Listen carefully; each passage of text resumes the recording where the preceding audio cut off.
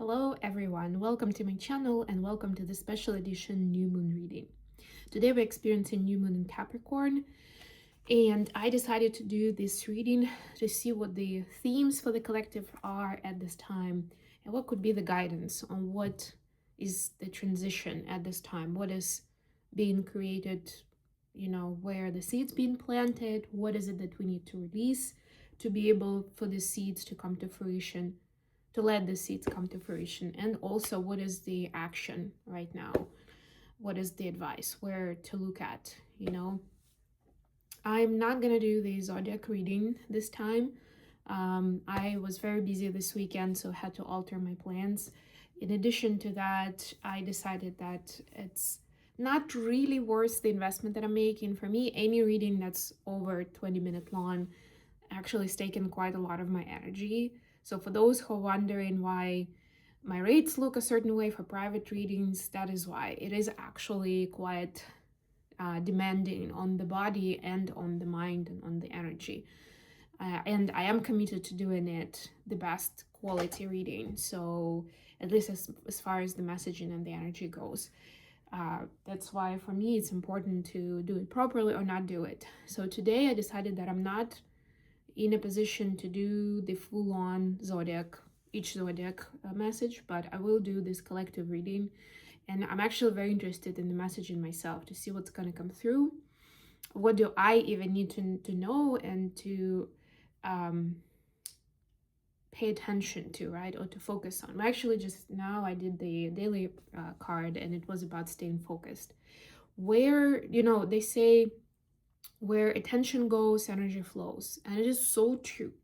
And it happens even if we don't consciously do it a certain way, right? It happens anyway. So we might as well put a little bit more conscious attention to it, right? And awareness, so that we understand we are paying attention to things, to people, to aspects of our life that are very important to us right now, right? So with all that said, I will, of course, if you're new, welcome, welcome, welcome. My life has been quite chaotic the last 6 months because I'm a nomad now and I'm traveling around locally, not so local, in various ways. So you never know where you're going to see me doing a read next time. It's rarely the same place, I would say.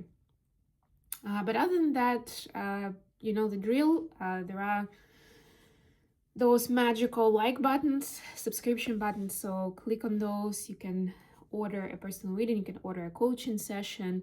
I do recommend starting with a free call to talk, to understand what your situation is, what your request is, and then I will be able to see, to offer certain ways of how I can help. I also do personal astrology as part of the coaching, and of course tarot as part of the coaching. It doesn't mean that we're going to be spying on the person of interest. It means that this can be a very important retrospection tool, right, that can bring clarity and maybe a new perspective on the situation that you haven't seen. And in a similar way, we can apply personal astrology. More on that, if you're interested, send me an email, send me a message. My site is not up now. I will be doing a different site at some point. Right now, the best way to contact me is either email or directly through booking a free consultation with me through Calendly, and the link is available in the description box. All right, so with all that said, let's get, as always, 3 themes for this event, and one is already rushing to jump out. I am going to be using the Sacred Traveler deck for this, and let's see what we have. So we'll start with 3 themes, and then we'll go into 3 questions. What is being planted, what is coming in with this new cycle, with this new moon? What do we need to release and leave behind for this to come to fruition? And third is just additional guidance, right? What to do, what is the next step? I love the part of what is the next step. That's how we're going to ask the question. Thank you for guiding me through this. And what else do I want to say? Oh, for those who are new, for those who have been with me, you know the drill. Of course, I can talk a lot about the astrological aspect of new moon in Capricorn, but the very basic, just a reminder to think about it that way, is Capricorn is an earth sign and this is a new moon. So first of all, new moon is for setting intentions, setting goals for the new cycle. Is about essentially refocusing on what's important for you. Capricorn is very hardworking energy, very industrious, very much kind of, you know, going into details and really putting in the work, right? Very grounded, very much into like, okay, I need to put in my hours, right, to make it happen. Which is not always how it works, I must admit, but it is that quality, right, of perseverance, of resilience, right, and being very pragmatic and practical. So keep that in mind. And since this is an earth sign, you can work with the earth energy to do your rituals, to do your mindfulness practice, right? So actual earth, it could be outside, it could be even plants that surround you if you have house plants. It could be if you're near the beach, it could be walking on the beach on the sand. It all counts as element of earth that you can connect to and work with and even directly speak to, right? To get that clarity, understanding, guidance, support, whatever it is. So that said, the first theme for this reading is taking shelter. The answers are within. So this is a hermit card essentially. And we've been talking about reset and refocusing. Basically what this message is, you need that space and time. Don't do it in a rush. Don't just do it as a kind of like, okay, I have a couple of minutes now, let me look at my goals for this month or something, right? No, you need to get yourself into a quiet and peaceful state where you can be as vulnerable and honest with yourself as possible, right? And really do the job. Capricorn, again, loves that specifics and the pragmatic approach. So this is where you can use, and you can search for it online. I've definitely spoken about different techniques in my podcast, which, by the way, the link to the playlist is in the description box as well. Depending, of course, on what area of your life you're interested in, right? But with the podcast, you can actually search by keywords and you can find those, right? But you can go with specific exercises, especially things like brainstorming, nailing down like what is it that you actually want. Ikigai exercise if you're looking for mission and purpose, for instance, right? So that kind of work is what Capricorn loves. It's a very fertile and potent time for that kind of work, right? But again, it needs to be kind of deeper, more thought through and felt through, not just kind of like on the surface, these are the formulas and bam, this is the answer to the test. Not exactly like that. Oh my gosh. I mean, you can't make this up. You have solitude. I'll take it as a confirmation. I've spoken about time and space for yourself. In silence, peace prevails. And I've already spoken about getting yourself into a peaceful state. So yes, it is important. And first light, I love this. This actually has new moon, and first light is about that, beginning a new cycle, right? So this is a confirmation that indeed we are at a new cycle. Try, the message I'm getting as a download right now, try not to get stuck too much on what happened before. You know, the last time I tried that happened, so I'm not doing that again, right? Like get your mind off of that, right? I mean, you can put a pin on it of why it's still bothering you and that trauma stays, right? But again, when you're taking a conscious approach, you can see that, you know, it's not a real danger. It's not a real threat. Hopefully not, right? And you're in a new energy. You're approaching it in a different way. So why would it be exactly the same, right? Nobody's trying to punish you. It's not about that, right? If you're being called to go into that direction, just maybe do your homework and see what do you want to do different this time, right? But doesn't mean don't do it, right? And so it's important to have that open-minded perspective when starting this new cycle. That's what I'm getting as the main download for us all. All right, and now we'll do the, sorry, just saw another card sneaked in from a different deck. The first question is,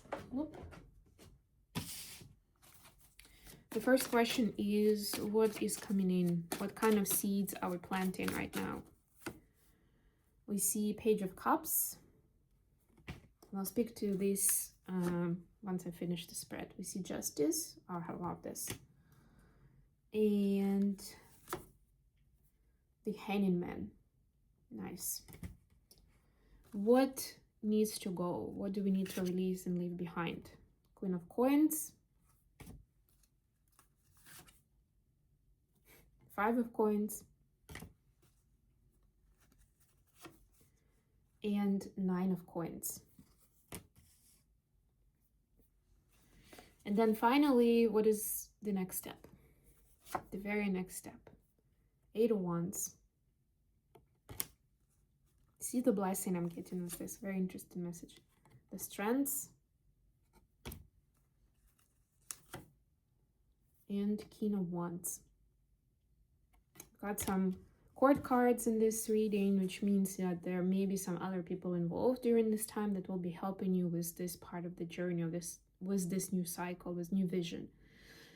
Two of Swords at the bottom of the deck. There's still some kind of either denial or fear that is stopping you from fully embracing what feels good, what feels right, what deep down you know that you're supposed to pursue, right? There's still something, some kind of a critical voice in your head, right, talking you out of it. So it's okay if you can't shut it down, and don't do it by force anyway. It's not gonna work. But don't let it stop you from trying, right? Maybe take smaller steps, but take them anyway. The more you're gonna be pursuing that goal and walking into that direction, and the more you're gonna see that at the very least nothing bad happens, right? It's not that tragic as what the voice is telling you, right? The easier it's gonna be for the psyche, easier gonna be to accept. Plus, and I mentioned this is one of my readings, do the work with the nervous system regulation, right? Because, and the reason why I mentioned it, I can't emphasize enough how important that is. It's completely separate from spiritual work, therapy,